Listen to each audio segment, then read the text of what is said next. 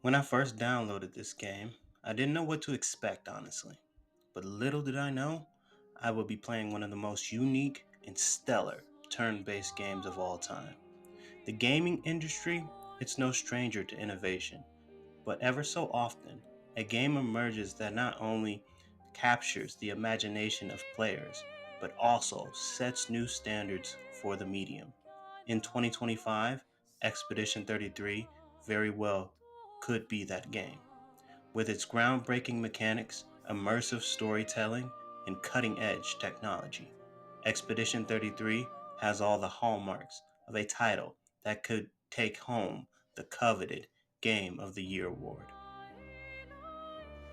One of the most striking elements of Expedition 33 is its richly crafted science fiction universe. The game invites players to take a step into a future where humanity's survival hinges on the exploration of the uncharted Gomage. The attention to detail in world building is nothing short of astonishing, with each landscape teeming with unique ecosystems, civilizations, and mysteries, from vast deserts shimmering with bioluminescent life to frozen tundras hiding unexplored ruins. Expedition 33 offers environments that feel alive and dynamic. The developers have employed state-of-the-art graphics powered by the next generation ray tracing and top-notch CGI, creating visuals that are both breathtaking and realistic.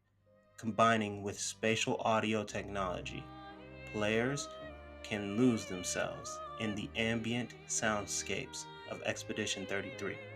Whether it's the rustle of wind across a distant plain or the eerie hum of an uncharted cave. At the heart of Expedition 33 lies a gripping narrative that explores themes of survival, morality, and the human spirit. The story unfolds through a combination of cinematic cutscenes, in-game dialogue, and interactive choices, giving players agency in shaping their journey. What makes this story remarkable is its emotional depth. Characters are meticulously written with compelling backstories and personal stakes that resonate with the player. The game doesn't just shy away from moral dilemmas, it often forces players to make difficult decisions that have far reaching consequences.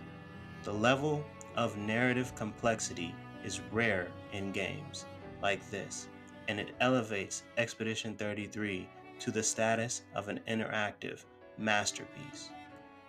Within this video, come with me as I talk about Expedition 33 and its three best components toward it being my game of the year in 2025.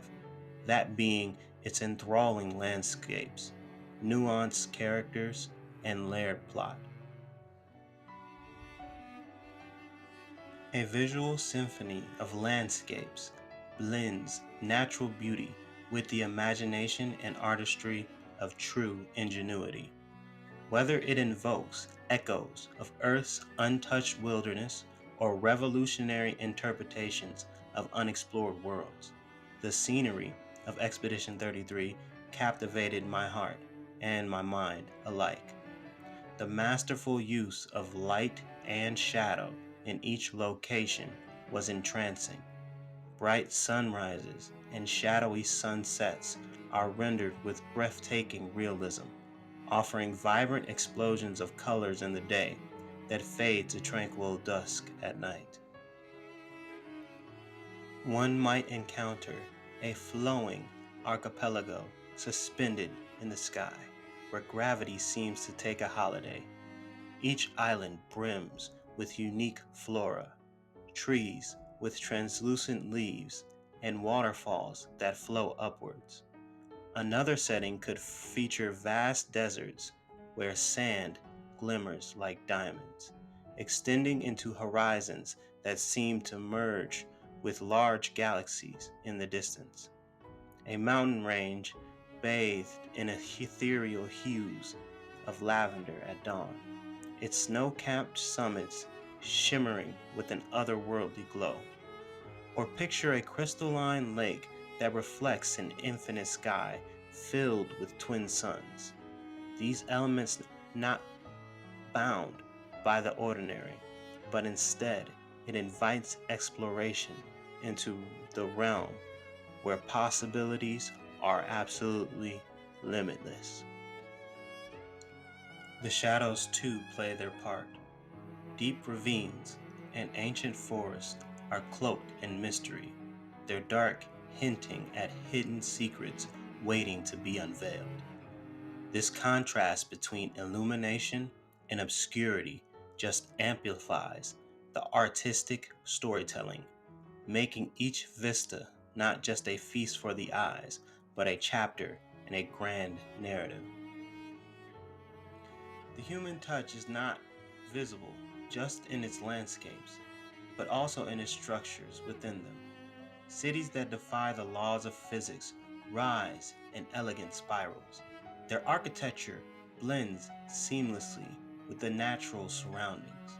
Colossal bridges span across chasms, their surface embedded with intricate carvings that tell stories of civilizations long gone. These features highlight the ingenuity and imagination of the creators. It ensured that the scenery is as intellectually engaging as it is visually stunning. Every blade of grass, every ripple on a stream, and every wisp of a cloud is rendered with care and precision.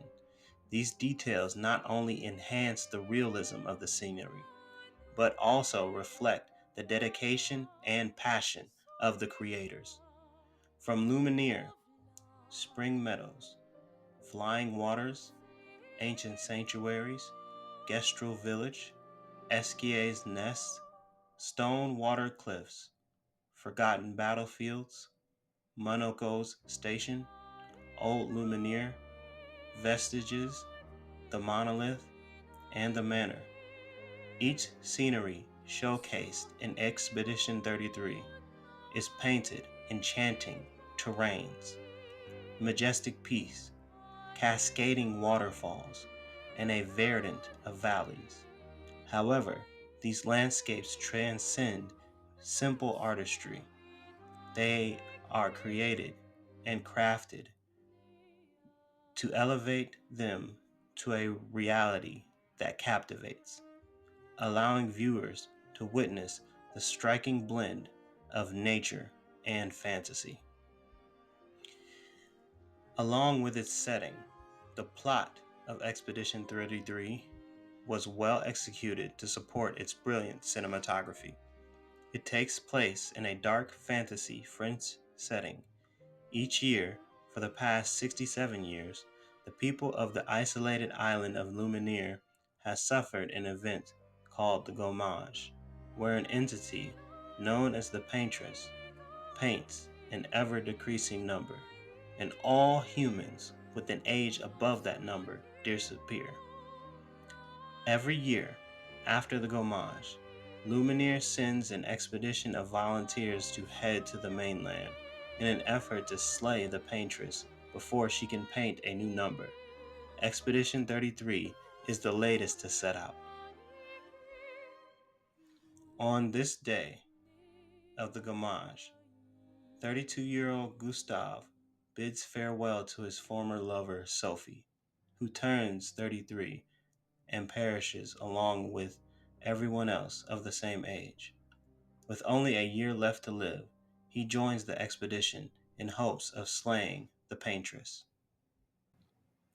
The sharply written script was held up by a fantastic cast of deeply flawed but multifaceted characters. The entire cast of Expedition 33 tried to cope with some kind of internal heartache that they had to overcome, making their plight in this journey feel real, personal, and palpable. The expedition meets catastrophe shortly after making landfall, when they are nearly wiped out by an old, white-haired man leading an army of monsters, named Renoir, played by Andy Serkis, an old man driven by ruthless determination. Renoir cannot bear seeing his wife destroy herself, but I also think that the canvas brings him pain, as it is a constant reminder to the loss of his son. He wants closure and to preserve what he has left. Amidst the chaos, Gustave, played by Charlie Cox, is a resourceful engineer. He also wished to reconcile with his love interest who sadly dissipated before the expedition. He wanted to be a good surrogate brother to Mael, but when he sets foot on the island, all those dreams are all but shattered. He managed to locate three other survivors. Lune, played by Christy Ryder, a brilliant scholar and mage, the daughter of a prominent researcher. Lune has a deep thirst for knowledge and has sacrificed everything to complete her parents' work. Lune feels keenly the weight of responsibility and the stakes involved. She cannot and will not let the expedition fail. And she was one of my favorite female characters in this game and probably one of my favorites this year. I love floating with her through Lumineer and every other location. She was awesome to me. We next meet Mael, played by Jennifer English, in the Manor. She's the youngest member of the expedition and Gustave's foster sister. At age 16, she joins the expedition not to save Lumineer, but to escape it, seeking freedom, self-discovery, and a life beyond a city that never felt like home. Orphaned at 3, she has had difficulty connecting and trusting others, but have come to appreciate her foster brother, Gustave. Next we met Sael during the Gestro village, played by Shyla Nix, a calm and cheerful warrior, an outgoing farmer turned teacher, and she accepted her life of brutality with a smile that held a dark past. She sadly lost her child from a miscarriage after attempting to escape Lumineer by swimming due to hearing about her husband's tragic accident during an expedition. She was informed about it after she was admitted to a hospital, sadly. Back at camp, Mael begins receiving visions of the white-haired man and a masked girl. They warn that she will cause disaster in the future. The party enlists the aid of Esquier in order to cross another sea to reach the Paintress. The white-haired man attacks out of nowhere again, and before they could set off, Gustave dies defending Mael. A man named Verso intervenes and allows the rest of the expedition to escape. Verso, played by Ben Starr, is a mysterious stranger who kept watch over the expedition. Verso wanted his family to live on. He wanted them all to be free and happy. He also wants peace for his soul.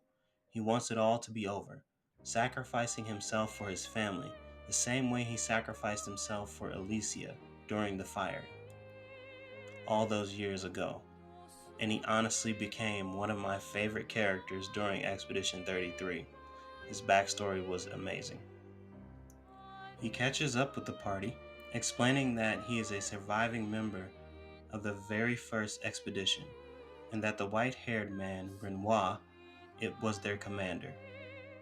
Both stop aging upon their arrival on the continent. He asserts that Renoir has come to believe his immortality was granted by the Paintress, whom he wished to protect at all cost. Verso, meanwhile, has grown tired of his immortality, and he joins the party. After crossing the sea and paying respects to Gustave in a ceremony that truly honored his memory, the expedition recruits Verso's friend also, Monoko. The expedition reaches Renoir's mansion in Old Lumineer in search of the Paintress heart, which they need to destroy and disable the barrier protecting her. Verso admits that he is, in fact, Renoir's son, and the masked girl is his sister Alicia. After a battle, Renoir teleports the mansion and the heart away, thwarting Verso's plans. Lune suggests that they instead forge a powerful weapon from the heart of the highly dangerous axons, which they use to pierce the barrier.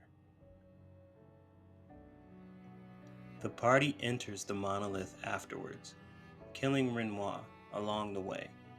They confront the paintress, revealed to be Verso's mother, Elaine, and manages to kill her, erasing a number on the monolith.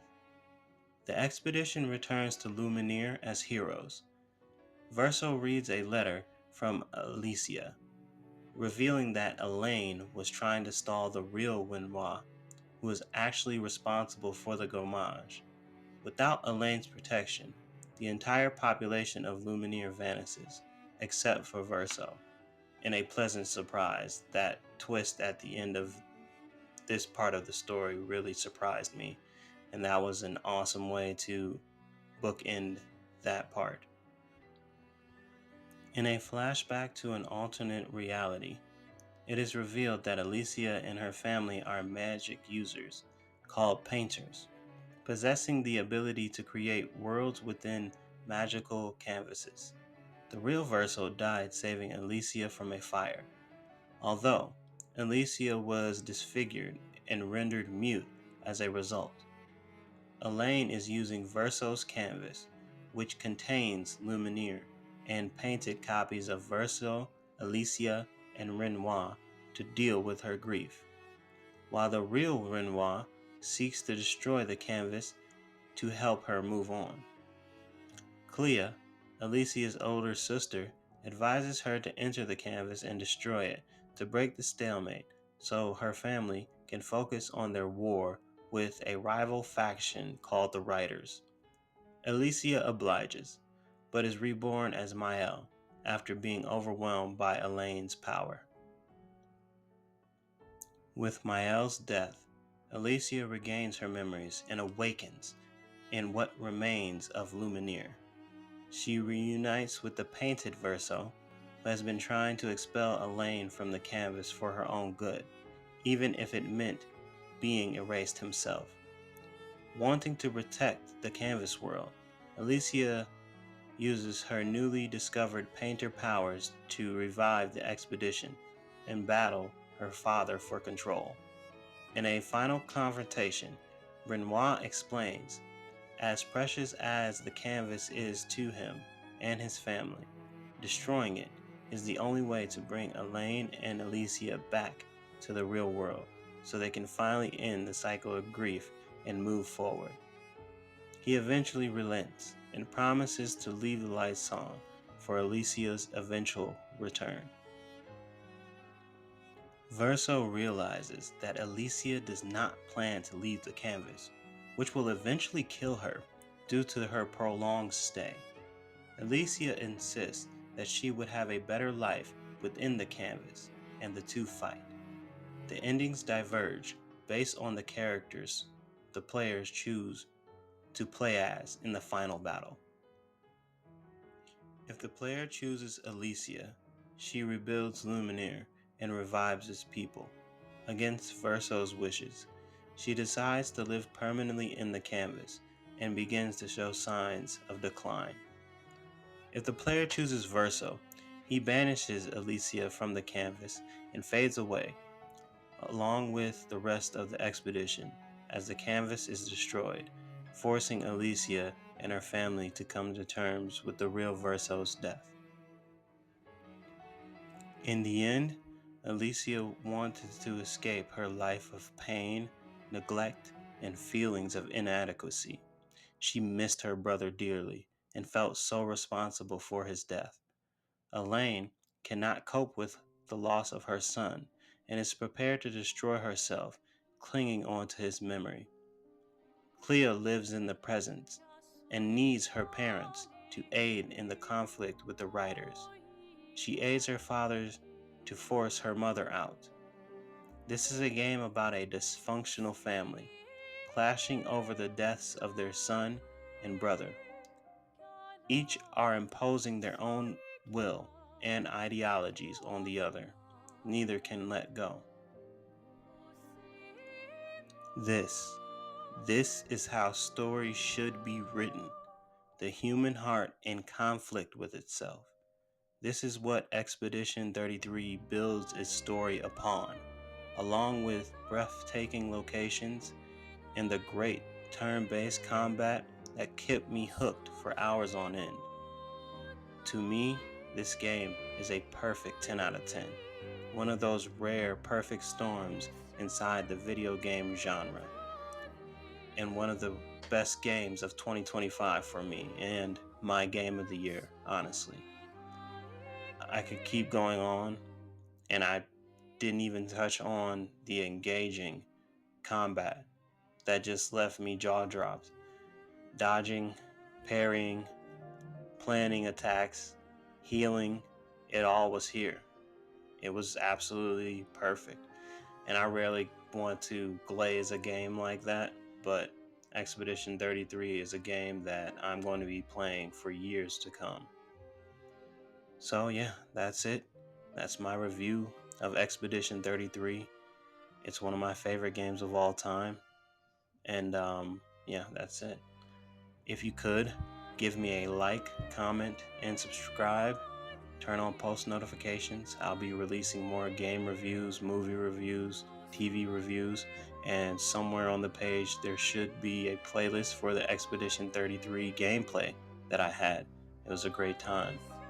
So, if you could also follow me on all my socials, turn on post notifications, and until next time, YouTube, we're out. Peace.